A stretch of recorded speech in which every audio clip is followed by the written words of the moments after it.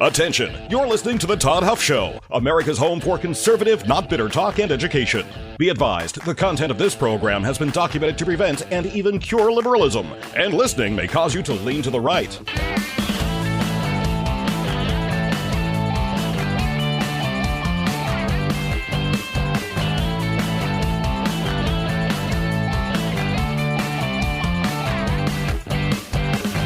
And now, coming to you from the Full Suite Wealth Studios, here is your conservative but not bitter host, Todd Huff. My friends, have you followed this story, the Andre Roberts story? If you haven't, we're going to talk about this today. Here we are, the week of Thanksgiving. We've had heavy stuff. We've had heavy stuff thrown at us for a long time. That is just what you get when you live in a world where there is at this particular point in time, most of these things are not about politics. We're talking things that are, between the lines of good and evil. I mean, this is where a lot of politics has taken us today. I know it's heavy. I know we're at a short week, Thanksgiving week. It's been wild. A wild year, a wild few years, heck, maybe even a wild decade, dating back to the time Trump came down that escalator announcing his candidacy in, June or whatever of 2015. Anyway, I don't want to say that this is lighter. It is lighter, but it illustrates a larger problem with illegal immigration, with voter registration, and I want to talk about it today. If you've not followed this, you might find this rather interesting. And for those who tell you that we have the most secure elections in the history of humanity, you might want to point this particular story out to them. So that's where we're headed today, my friends. It is my absolute pleasure to be here with you today. If you want to be a part of the conversation, I invite you to reach out, Todd at toddhuffshow.com, or you can subscribe to our free newsletter. It's a daily email newsletter. You can go online to toddhuffshow.com, and sign up there. It's totally free to get the daily newsletter, and you can email. In fact, you'll be able to kind of interact a little bit more there. There's some things that we'll post there that we don't talk about. Some polls from time to time. It gives you direct daily access to me where you can chime in with your thoughts or feedback, and I get all of those, my friends, and I welcome you to sign up. But whatever you decide to do, that's up to you. Let's face it, though, living with discomfort can be tough. And while prescriptions can help, prescription medications, those often come with a very long list of side effects, not to mention many of them carry with them the risk of dependency. That's why more people are exploring natural options like Kratom from Christopher's Organic Botanicals. It's a family-run company. They do things the right way. They work directly with Indonesian farmers who harvest the kratom, and they test every batch, lab test it, and make sure that it is ready for consumption. There are no synthetics, no chemicals, no surprises, just honest, natural kratom that's been used for generations. Now, the problems that you may have heard about concerning kratom, many of those, most of those, a large percentage of those have to deal with synthetic blends or contaminated junk, things like that. Real kratom is usually not at all the problem here. So Christopher's can educate you on that, or go other places and search as well. But Christopher's believes in making sure you make educated decisions about what's best for you in your situation. But they keep it clean, and they keep you informed. You can start with their Kratom Starter Pack. All you have to do is use code TODDHUFF during the checkout process. You'll save 10% off your first order. Visit Christopher'sOrganicBotanicals.com. That's Christopher'sOrganicBotanicals.com. Truth, tradition, transparency. Okay, so Andre Roberts, depending upon how much news you consume, what you read, you may or may not have heard of this individual. There was a brief period of time, I think it was in September, that he actually was in the news in a lot of places. In fact, I remember I remember posts, stories on social media of an individual named Ian Andre Roberts, who was the superintendent of Des Moines schools in Iowa. And I remember posts. He was a gentleman who had been arrested for captured or whatever by ICE to be deported because he was not here legally. And of course, I remember seeing some social media posts talking about he's a black individual. He was a superintendent. And the immediate knee-jerk reaction is, who is ICE going after our school superintendents? What in the world are they doing? And of course, they targeted him because he's a minority, he's black, whatever the narrative of the media of the day is. Turns out, though, there's a lot more to this story that you can't make this stuff up, my friend. So let me tell you the story here. So he's from Guyana originally. He entered the United States, it's believed, somewhere around 1999 on a student visa. He has worked in multiple U.S. school districts since that time. In fact, he's risen to administrative roles, and he's had over 20 years of experience. Now, in 2023, July of 2023, he was hired to be the superintendent of schools at Des Moines, Iowa. In Des Moines, Iowa, the school district there. Des Moines Public Schools. It's the largest school district in Iowa. At the time he was hired, his immigration issues were not publicly disclosed or apparently known by the board. Now, I want to pause there for a moment. I've been self-employed for some time, I think about 16 years now, doing this program, having another business, which I've shared to you. That's where the Red, White, and Brand business came from, was that we had another business, some marketing consultation, promotional products, that sort of stuff. Started that in 2009, so here we are, 2025, so 16 years ago.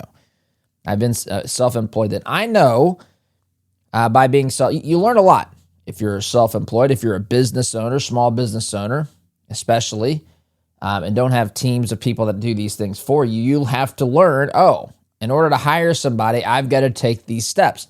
And there's a form that one has to fill out. It's called an I-9 form. You may, depending upon when you were hired, or, most people will have, unless they've worked there for over 25 or 30 years, will have filled out an I-9 form. Basically, it's supposed to, protect us from hiring people who are terrorists and that sort of stuff. It's just another sheet of paper. I don't know what it effectively does. I just know that you have to go through the process of verifying people's identity, which is tied, of course, to some degree to their legality.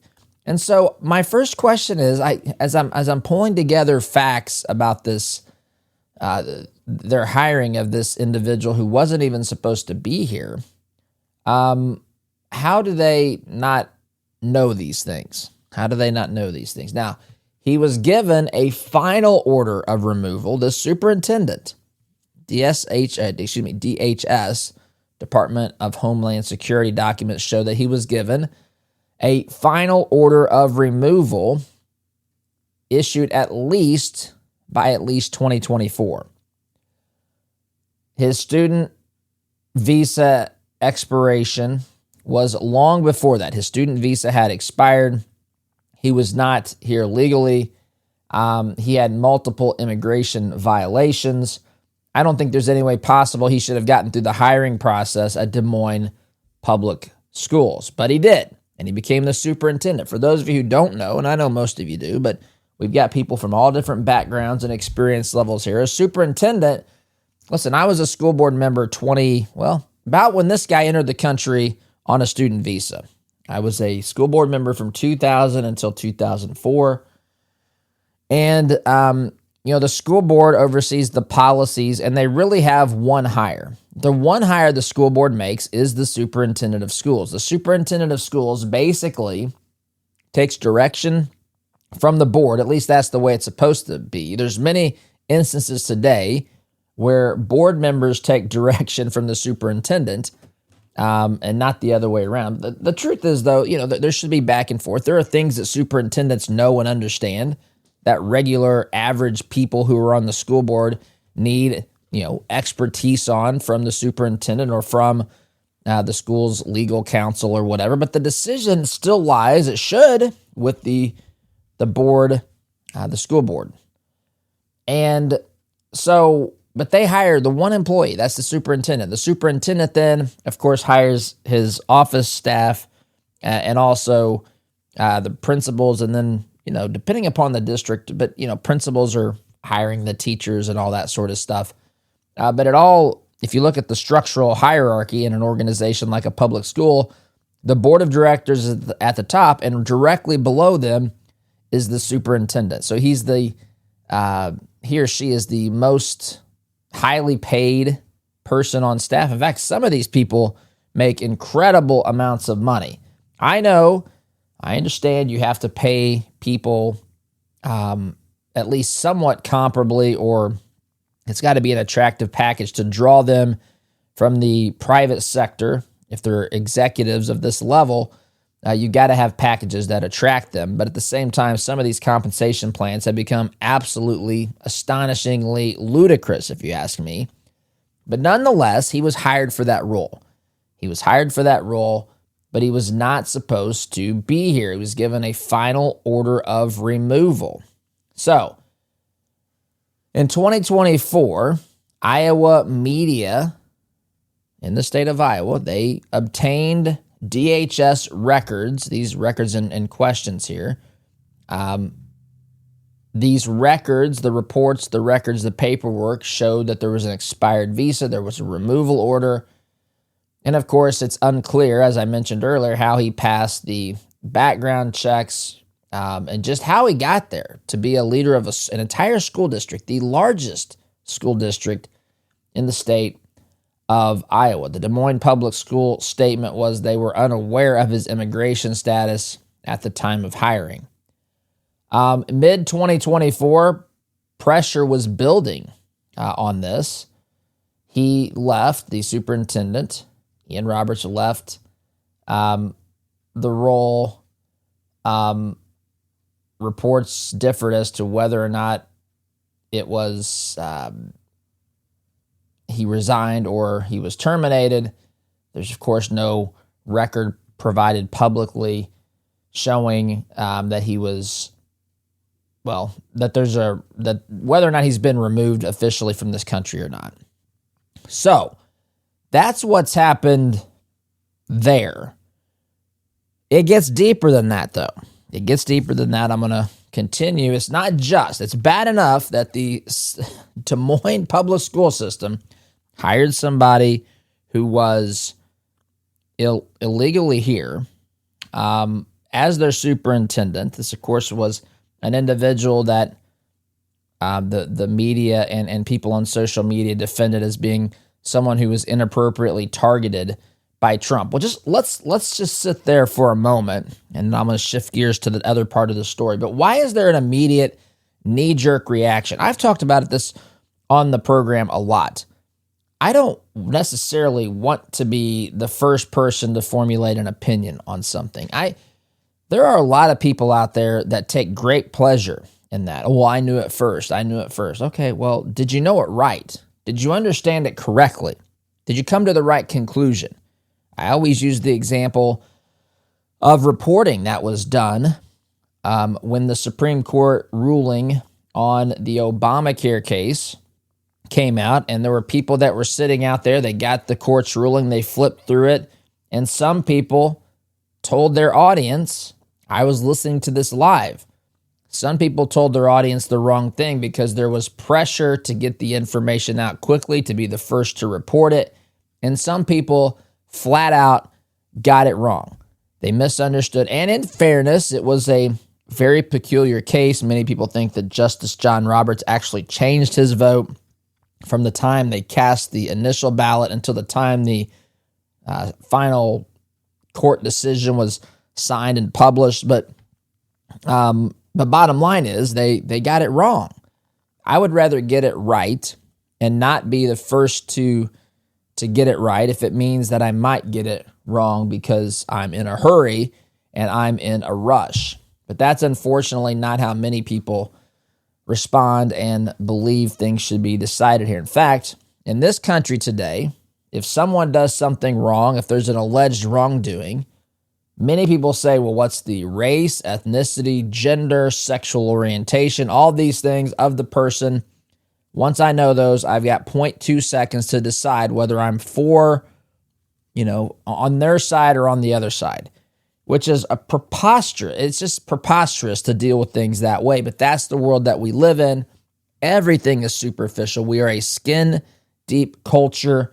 It is a major, major problem. That's why we don't have thinkers. That's why we have people that get caught up in the narratives and the hashtags. And it is maddening to someone who understands, like the vast majority of people listening to me today understand that context matters, that nuance matters, that we must understand the details before we formulate an opinion. But that's not how many people see this. They see a black man who is superintendent of a public school system, and if he's being deported, it has to be because ICE is racist and Trump is racist. And of course, this is just insane because that's not the case at all as we went through that case. Now, there's more to this.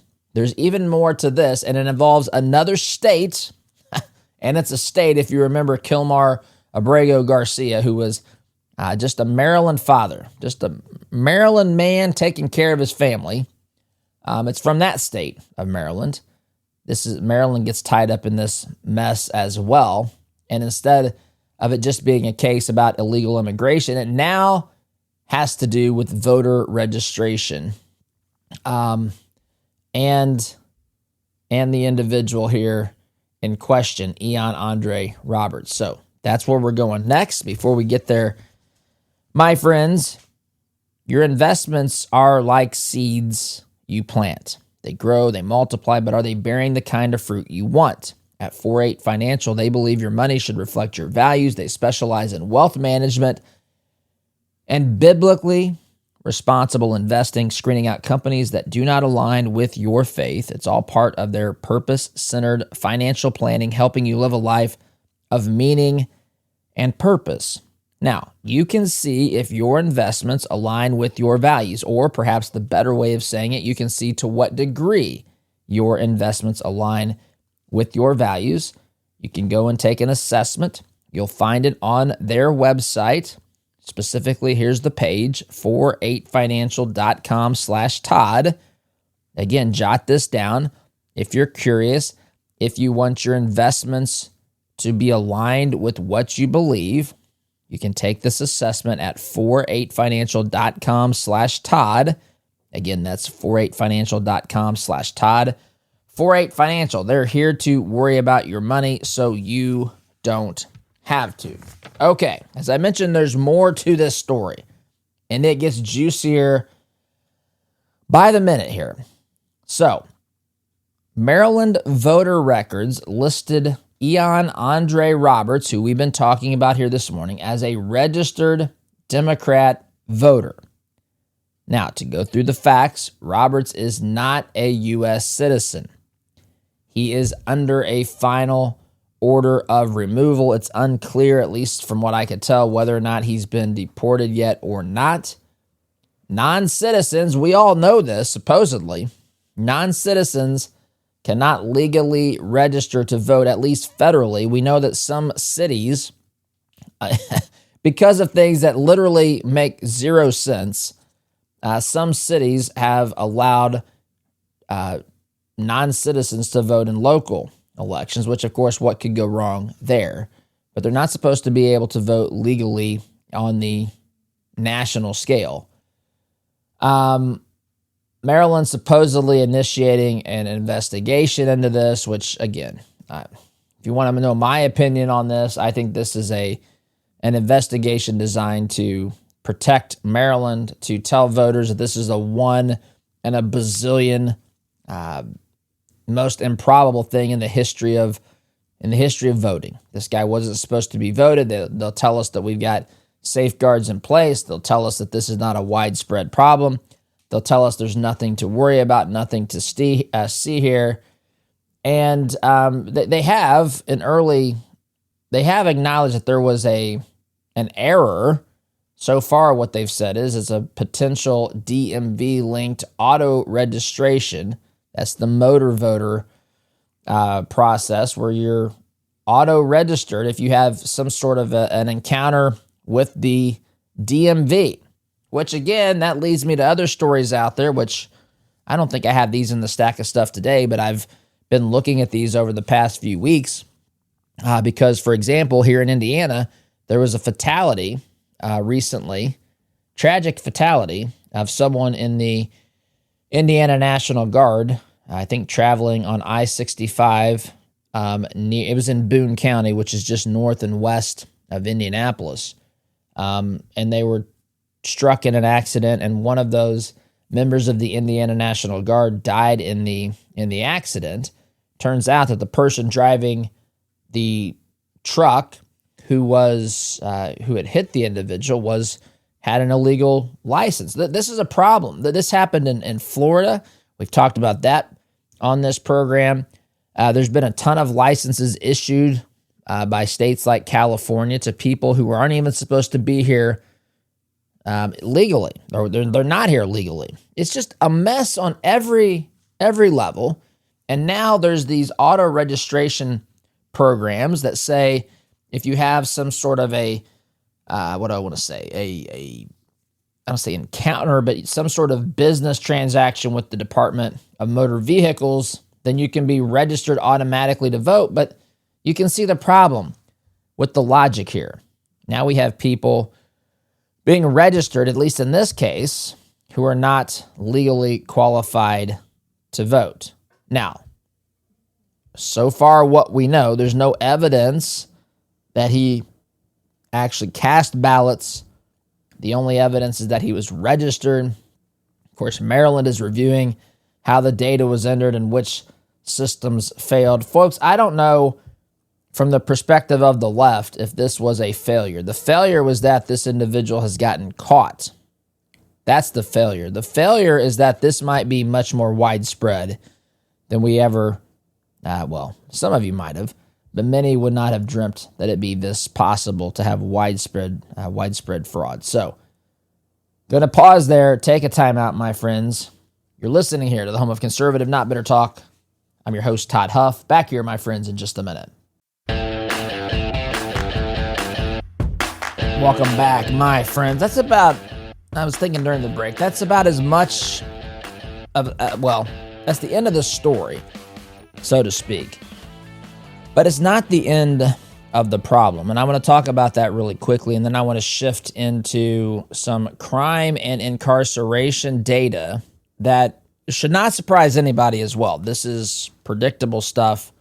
But there's some people out there who are utterly confused about who commits crime. Actually, I would say this data I'm about to share with you is going to probably surprise everybody. Not necessarily who is committing the violent crime, but to what extent the violent crime is being committed by a very small group of people.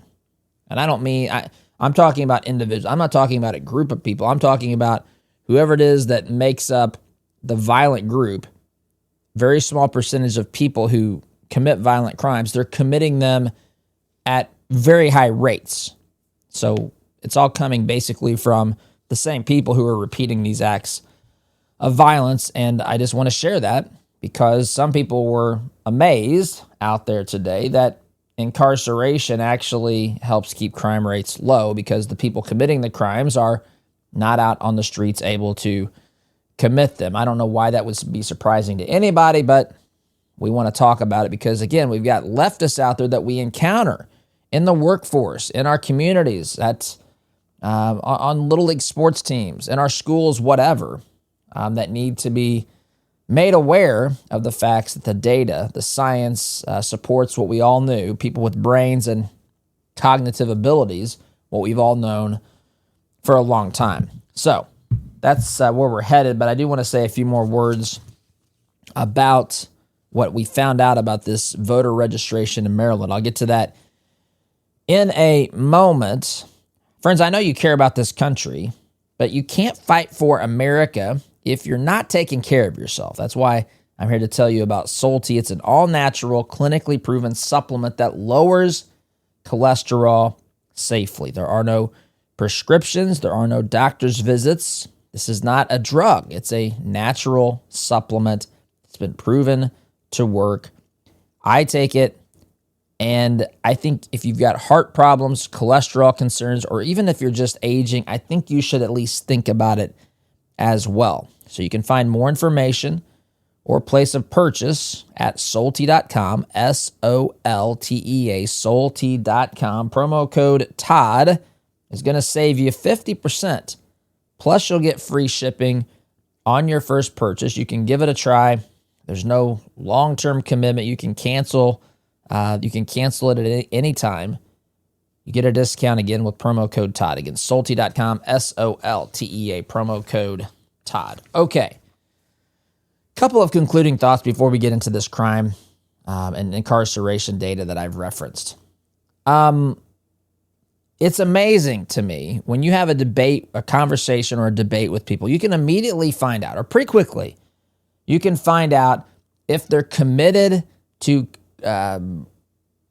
uncovering and realizing truth, or if they are a apologist for their political party. You can find this out very quickly. Some people, they look at the list of issues for the day, they look down the list and say, here's what my party says and believes, and I'm going to toe the line. I'm not going to, criticize. I'm just going, if someone says something the opposite of these issues, I'm going to dig my heels in and I'm not going to budge because apparently, I think some people think, if the party's wrong on one thing, if my ideology is wrong in one area, it completely collapses. That doesn't necessarily follow. It depends if it's a fundamental, foundational component of your ideology, or if it's something that you've drawn a conclusion to. You can make wrong conclusions, and I think we should all be interested in hearing and receiving truth. That's the mission, by the way, of this program. And I know it's tempting. You think, hey, this guy, they've got it all together over there at the Todd Huff Show. They know what's going on. I know it's easy to think that, but we don't, my friends. We don't have it all figured out, but I understand why you think we do. But the truth is, when we come to the realization, or it's been revealed to us, a truth has been revealed to us, we better hang on to that. It turns out it's much better to live in harmony with truth than it is to try to fight truth. And there's some truths that are very, fulfilling and very freeing to come to the realization of. There's other truths that are mildly terrifying when you think about who the political opponents are and what they want to accomplish, how much they hate liberty and all that sort of stuff. When you look at how bad this world is, how bad human nature can be, that's a real gut punch to many people to think that humanity can do some of the atrocious things that it has done. For example, you hear people talk about climate change and how it's going to be killing all these people. I think this whole thing is ludicrous. I think that it's, that there's a lot of emotion there. They want to blame humanity for this so that government can come in and grow and tax people and take away choices and redistribute wealth and all of that. But let's face it, even if their predictions are true, if you compare the evils of humanity to what they say the evils of climate change are, these things are nowhere near comparable to one another. Humanity has been its greatest enemy. Humanity has committed unspeakable evil, and the truth is, as fallen creatures who have turned our backs, thumbed our nose, done much worse to the creator of this universe, we're capable of bad things. And so truth matters, whether we're understanding the truth of some of the aspirational things of humanity and some of the ideas that we have in place here in this country, some of the blessings we have been given here in this country, all of that, but also the bad things, coming to realization, coming into alignment with the way things are, and then doing our best to have a positive impact on society so that society chooses to do the things that are aligned with freedom, aligned with faith, aligned with integrity and morality, instead of heading down this path of absolute moral depravity. And that's where the left has taken us. And they're prepared. Not only is their worldview and ideology absolutely and utterly morally bankrupt, they're prepared to do whatever it takes. This is the Seinfeld-Newman strategy. Whatever it takes, as long as it takes them, so long as it takes Trump away from 1600 Pennsylvania Avenue, the White House, but also as long as it takes anybody in their path out of political power so that they can achieve more power, more control. You get less liberty, higher taxes. That's what these folks are prepared to do. And listen, why people are in favor of some of these policies that allow this example of this individual being able to register, be auto-registered to vote in Maryland as someone who should not be allowed to register to vote, why we are making this just ridiculously simple, so simple in fact that it becomes rife with opportunities for dramatic fraud to take place, is beyond me. And of course, if you talk about election integrity, you have one side who says conservatives, Republicans are trying to silence certain voters, not give them the right to vote. Yeah, I am trying to silence certain voters. You know the voters I'm trying to silence? The voters who shouldn't be voting. Those are the ones that I want to silence. Those ballots, we're never going to get to zero ballots that are cast illegally, but we want to drive it down as much as possible to legal ballots. In fact, I did today's Todd Talk on a similar topic, something that Eric Swalwell, who's running for governor of California, currently a lunatic leftist congressman from the People's Republic of California. But of course, reasonable people would say we want voting to be as easy as possible, as efficient as possible, without becoming a burden to the people, while ensuring that we have elections that are safe and secure, that prevent as much fraud and registering of people that shouldn't be voting, like Ian Andre Roberts apparently was in the state of Maryland. Reasonable people understand you need a voter identification. You need some sort of physical ID when you cast a ballot to be able to do so. The left fights against this stuff at each and every step. They want automatic registrations. They want ballots going out in the mail all over the place. They don't want you to have to provide a voter ID. They don't want to clean voter rolls because, my friends, I think when the dust settles, we will find that they have abused this in ways that will be astonishing once we get an idea of just the level of this particular depravity. And I'm at the end of this segment. I do want to shift in the next segment and talk about what I mentioned here earlier, which is crime and incarceration data that has shocked people on the left. And that, of course, should not shock us because this is in perfect alignment with what a reasonable person would have concluded. Maybe not the numbers and the percentages or the proportion, I should say, of just how small the truly violent criminal aspect is here in our country, but how much they repeatedly commit violent crimes. We'll get to that after the break, my friends. Sit tight. You're listening to the home of conservative, not bitter talk. I am your host, the one and only Todd Huff, back here in just a minute.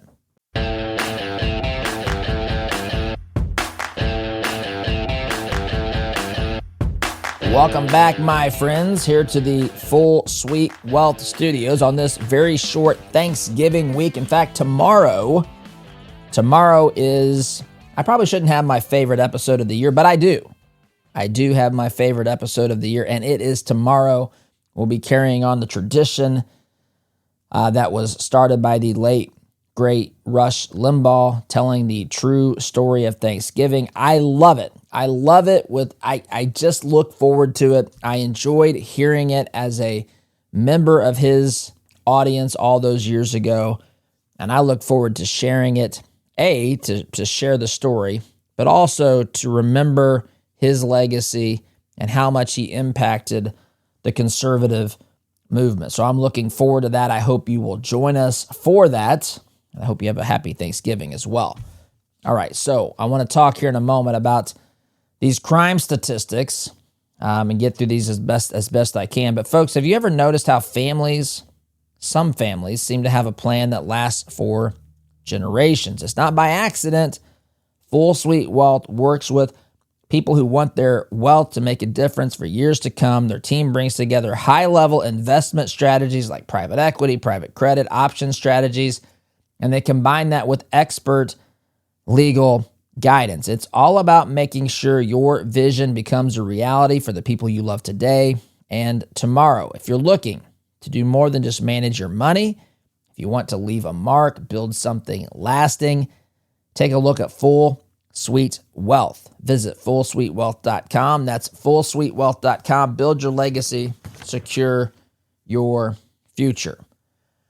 Okay, in the time I have remaining here, we're going to talk about crime and incarceration data, which has shocked the radical left. So, Sweden did a national study, and this stuff is all posted on our website if you want to dig in deep. Obviously, I can't get into it, but they studied individuals born in Sweden between 1958 and 1980.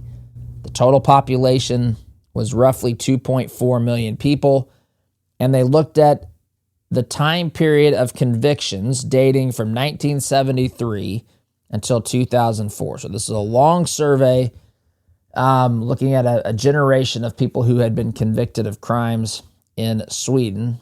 They found that persistent violent offenders, these were individuals with 3 or more violent crimes, constituted 24,342 people. Out of the 2.4 million people, that means that about 1% of the total population was represented by persistent offenders. That 1%, let this sink in, that 1% accounted for 63.2% of all violent crime convictions in this data set. Those with 11 or more violent crime convictions represented 0.1% of the overall population. They accounted for roughly 20% of all violent crime convictions. Forget about the 80-20 rule. This is the 0.1%, 20% rule. So you've got 0.1% of the population committing 20% of the violent crime convictions in Sweden, which is absolutely incredible. Oakland, California, studies here report analyzing the 2019 Oakland crime data. They focused on homicide offenders. They used local law enforcement and prosecutorial data. What they found was, again, 0.1% of Oakland's population committed the majority of homicides in the period referenced. So again, that's over half of the murders, of homicides. 0.1% of Oakland's population committed the majority, more than half of all homicides. Unbelievable. This indicates that there is an extreme concentration of violence within a tiny group of individuals who have become chronic offenders. U.S. Federal Violent Offender Recidivism. This was a U.S. Sentencing Commission report, examined federal violent offenders released back in 2010. 63% of released federal violent offenders were rearrested for either a new offense or a supervision violation. That was over an 8-year period. So over 8 years, people who were released for violent crime in 2010, almost 2/3 of them were rearrested within an 8-year period of time. I mean, I can go through. There's more data here, but the bottom line here is this. Right now, one of the many, many issues vying for our attention in this nation is how we deal with violent crime. You have one group of people who want to excuse it. You have one group of people who want to say that we're all collectively responsible for the choices of everybody else, but we're not individually responsible for ourselves. This is the radical left, by the way. They build policy on this. They want to make excuses. They want to basically never hold people accountable for their violent actions, or they rarely do. And then you have another side, well, people like me, and I think the vast majority of you, who want criminals to face the consequences of their actions.